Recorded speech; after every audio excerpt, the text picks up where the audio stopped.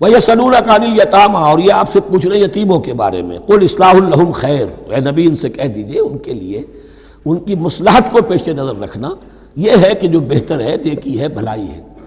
اصل میں سورہ بنی اسرائیل کی آیت جو ہے وہ لوگوں کے سامنے تھی، وَلَا تَقْرَبُوا مَالَ الْيَتِيمَ إِلَّا بِالَّتِي هِيَ أَحْسَنُ، مال یتیم کے قریب تک نہ پھٹکو، یعنی گڑبڑ کر لو گے اپنے اموال میں، اس میں سے یہ کہ ہو سکتا ہے کہ تمہارا ان کا کوئی مال تمہارے پیٹ میں چلا جائے، ہانڈی مشترک ہے، اب اس میں ظاہر بات ہے یتیم نے بھی کھانا ہے، تم نے بھی کھانا ہے، اچھی اچھی بوٹیاں تم نے کھا لی ہیں اور یتیم کے لیے جو ہے خرچہ تو پورا ڈال دیا، لیکن یہ کہ اس کے لیے بیچارے کے لیے چھچڑے چھوڑ دیے۔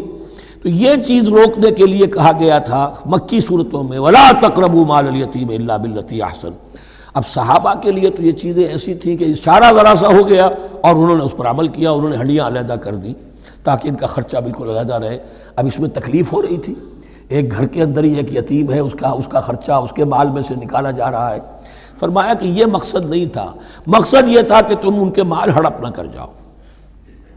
قُلْ إِصْلَاحٌ لَهُمْ خَيْرٌ، قُلْ إِصْلَاحٌ لَهُمْ خَيْرٌ، ان کے لیے اصلاح کرنا بھلائی کا ہے۔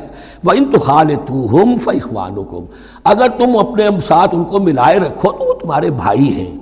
وَاللَّهُ يَعْلَمُ الْمُفْسِدَ مِنَ الْمُصْلِحِ، اللہ جانتا ہے مفسد کو بھی مصلح کو بھی، وہ جانتا ہے کہ یہ آدمی گڑبڑ کر رہا ہے، یہ ہنڈیاں علیحدہ کر کے بھی گڑبڑ کر سکتا ہے، اور یہ وہ شخص ہے کہ جو ہنڈیاں مشترک کر کے بھی حق پر رہ سکتا ہے۔ وَلَوْ شَاءَ اللَّهُ لَعَنَتَكُمْ، اگر اللہ چاہتا تو تمہیں سختی میں ڈالے ہی رکھتا، تم پر مشقت جو ہے یہ کیے رکھتا۔ ان اللہ عزیز الحکیم، یقیناً اللہ زبردست ہے، حکمت والا ہے۔